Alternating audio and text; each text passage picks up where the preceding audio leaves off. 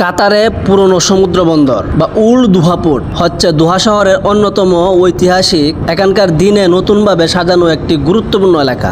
আসসালামু আলাইকুম, welcome back another blog video. আজকে কথা বলবো কাতারের অন্যতম সুন্দর একটা এলাকা নিয়ে।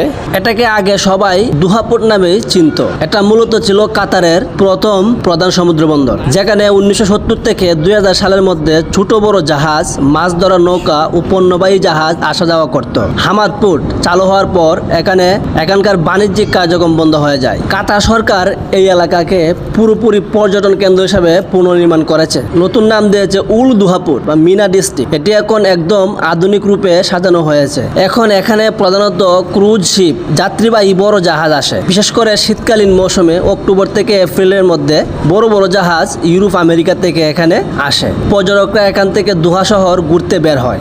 এছাড়া এখানে Mina market, Mina hotel, residence, Souq Waqif এর কাছাকাছি অনেক সুন্দর ফটো স্পট আছে। তো বন্ধু, ঘুরতে চাইলে চলে আসো উল দুহা পোর্টে, কাতারের অন্যতম সৌন্দর্য একটা এলাকা উল দুহা পোর্ট।